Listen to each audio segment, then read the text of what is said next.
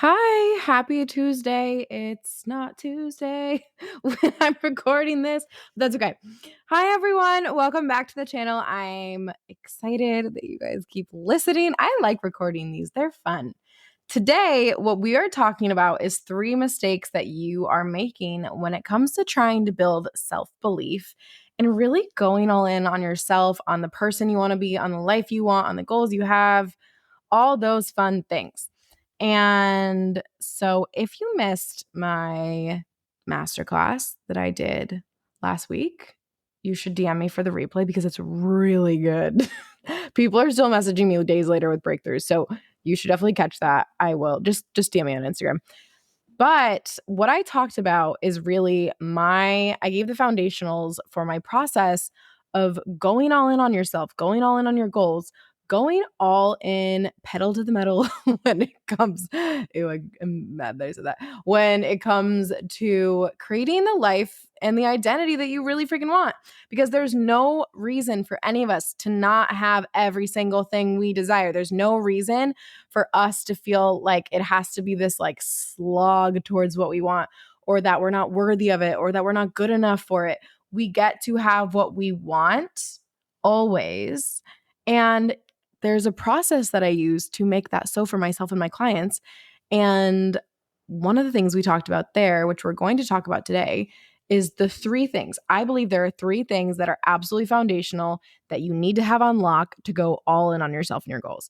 And they are self-worth, self-belief, and self-trust.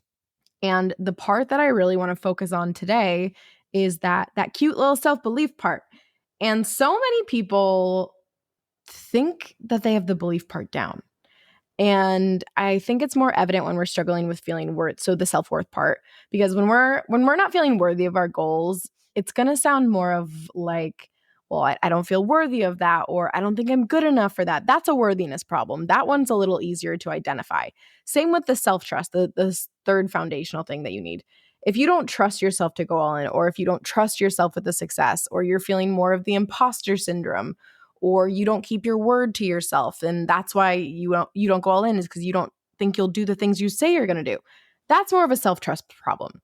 The self-belief problem, that second thing that you really need, is where people actually think they've usually got that down. And I think it's a tricky one. I think it's a really, really tricky one. And it's where a lot of people go wrong. So we're going to share the 3 mistakes today that you might be making when it comes to building your self-belief. So the first one, mistake number 1, you're trying to be certain that you can create what you want in order to go all in.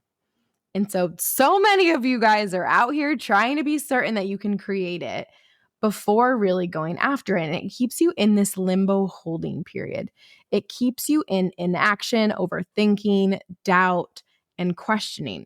And what this mistake really looks like is some form of wanting proof before you go on. You want proof that you'll succeed. You want to feel absolutely certain before you get started. You don't want to put yourself out there unless you know you'll succeed.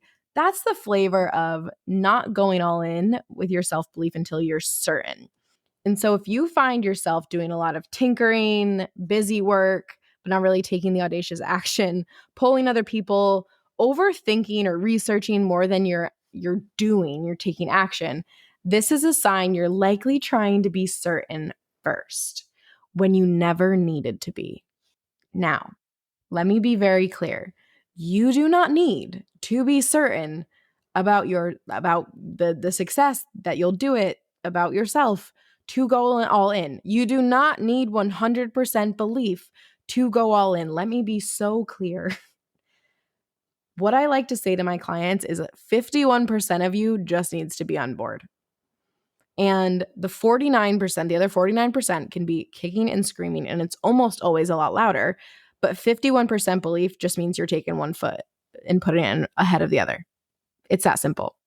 The thing is that this mistake number 1 around wanting to be certain before going all in, while it is a self-belief problem, it's often actually tied to self-worth. What I see is that we're afraid that if we go all in and we don't succeed, that would mean something about us. That's why we're searching for certainty. You're trying to find safety in certainty. You think that once you feel more certain, it will be more safe to put yourself out there. But if part of that reason is because you're afraid if you go all in and you don't succeed, it'll mean something about you, that's a worthiness problem too. So you're trying to solve a worthiness problem. This is really true. This is nuance. Stick with me. I'm going to say it twice just for emphasis.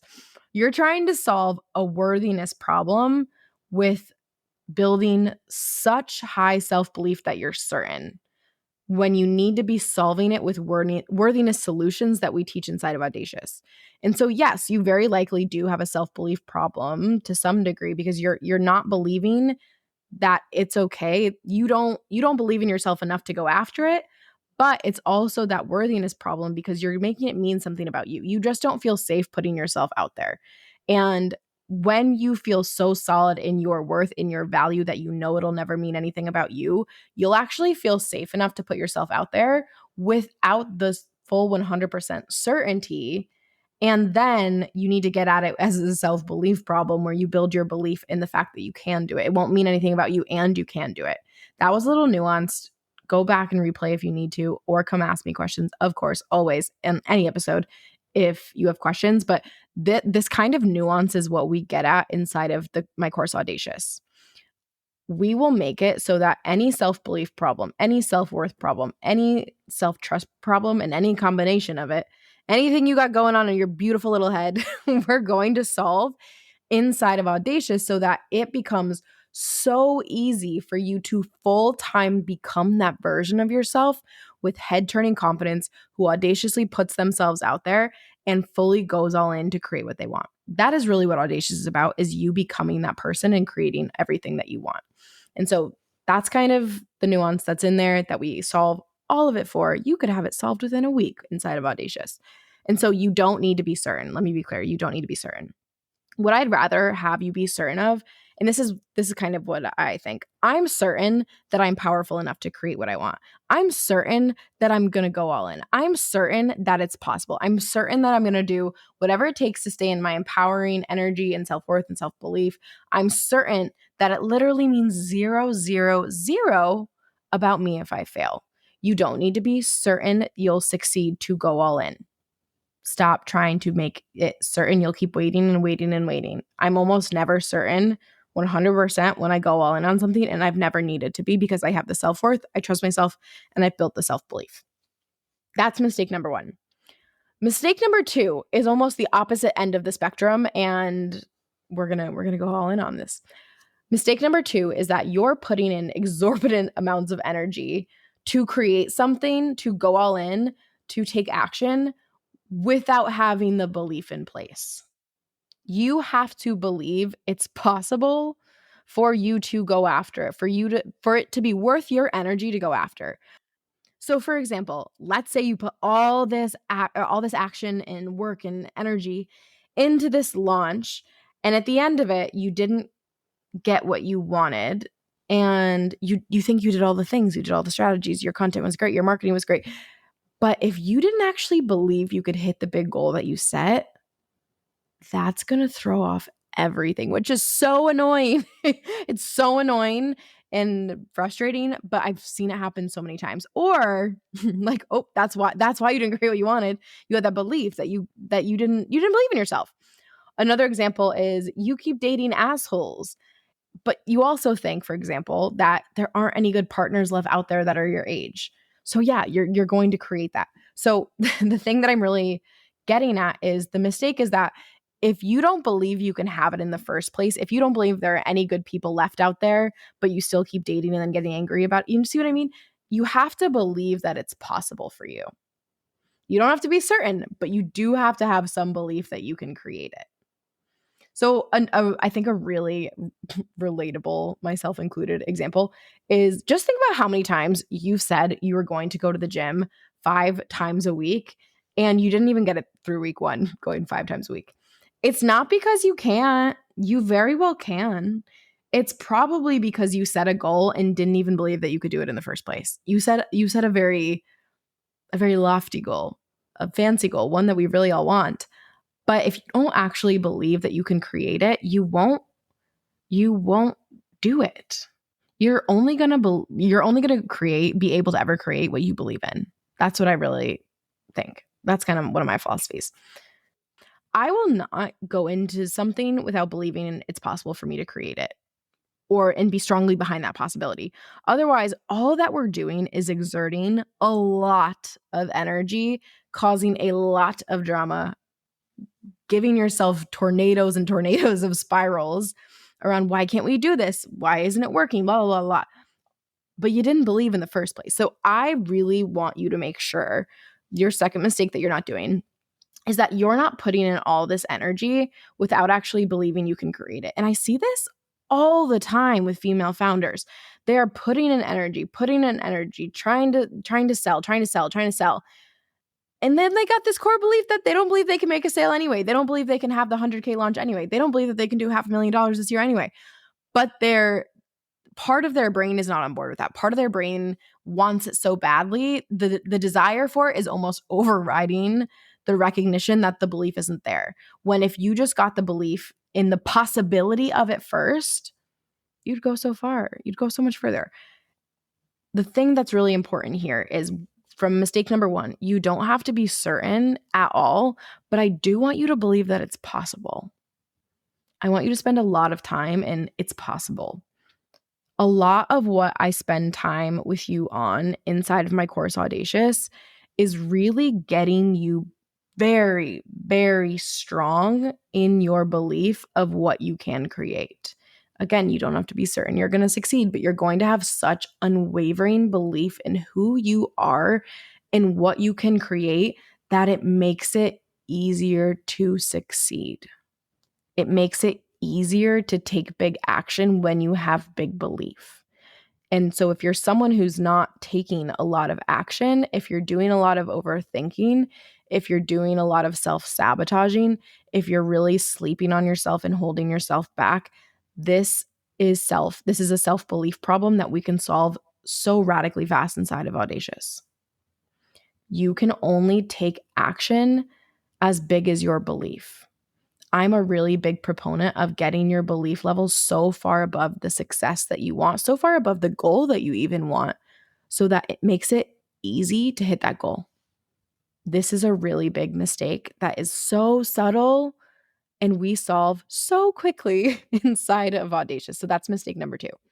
Taking a quick break so that you can hear from my clients.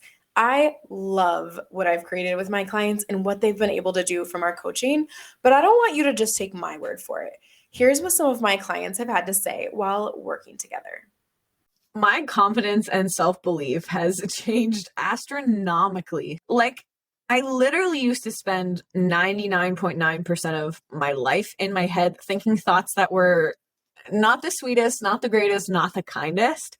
And it has helped me really rediscover myself and then be able to show up in my life in a much more full capacity and allowing others to meet me wholly, it's wild. Showing up for myself in this way and committing to myself in this way has helped me experience so much more growth than I have ever experienced before. Mistake number 3. You're getting really caught up in the fancy ideas, the fancy beliefs, instead of beliefs that stick. What I see happening all the time is you want your beliefs to be so sexy, so high, so nice and fancy, but they just aren't sticking. It doesn't matter how sexy your beliefs are if they're not sustainable, if they crack and break and diminish under the first obstacle, under the first roadblock, under the first lack of validation, under the first second that it doesn't go your way. It doesn't mean shit if your beliefs don't stick. I'm going to really embarrass myself here. I had to Google it really quick. I just took a pause to Google this. The tortoise and the hare. I always laugh. My mom's Italian and she always gets I can't even tell you the word. Is it idioms, analogies? I don't know. She always gets like common phrase. I think it's idioms. Hold on, I'm going to Google that too. Oh, well. Okay, yeah. She isn't the best at idioms, and I think it's just because she was raised by Italian immigrants. And so I feel like I missed some too that I should know. Anyway, the tortoise and the hare I just had to Google because I was gonna make something up. I was gonna make up something about a fox, but it's it's not a fox. Tortoise and the hare. The whole idea is that I've always struggled with this one, but I think it works really well with beliefs. A lot of people are trying to jump their beliefs up and because they think they're going to get there faster. But all it does is cause this emotional roller coaster for you where you try and jump your beliefs up and they fall back down. You try and jump up, they fall back down. And what that does is build up this awful case of imposter syndrome for you where you don't think you can believe in yourself. And now you've built the story that it's harder and harder and harder to be confident, harder and harder, harder to change your beliefs, harder and harder, harder to be successful. Whereas I am more of slow and steady wins the race because I will build my beliefs up in the most unsexy way. My beliefs are not sexy, but do you know what? They stick. So while I have my unsexy beliefs, I'm not over here telling myself money flows to me and I have more money than I know what to do with tomorrow. I don't tell myself those things because if they don't stick, what's the point? And so what I do is I have probably very unsexy beliefs, but they get me there so fast. I win the race. Slow, it's not even slow and steady, but small changes will get you there. And so you don't need the mistake. Number three is you're trying to get on board with these really sexy high beliefs, but if they don't stick, it doesn't matter. So what I like to do, and I talked about this in the master classes, more empowering truths. I like to get on board with ideas that my nervous system is so behind already, but they're just more empowering than the fearful beliefs, the doubtful beliefs. One example, let's say you have the thought, well, I'm not skilled or talented or cool enough to create what I want. Let's say you got your little journal and you're journaling it out and you're trying to choose a new belief and you choose something like, I'm really smart and resourceful and I have so much evidence that I'm good enough. Will that stick? That I don't know, maybe, but it's also likely that it will have a fade out effect. What I mean by a fade out effect is that belief will work for a minute until it fades and then doesn't and you're back at square one.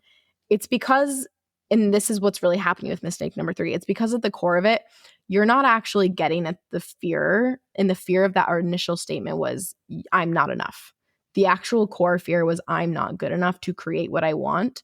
And if you're just slapping something on it, a pretty little belief like, but I am good enough to create what I want, then your nervous system doesn't believe that. You don't actually believe that. That's why you have that core belief. So you have to get at it differently. You have to find a more empowering truth that gets you behind it. You need a belief that probably again isn't fancy. It's not a cool belief. It's just got to be a belief that makes you change your mind about how enough you are.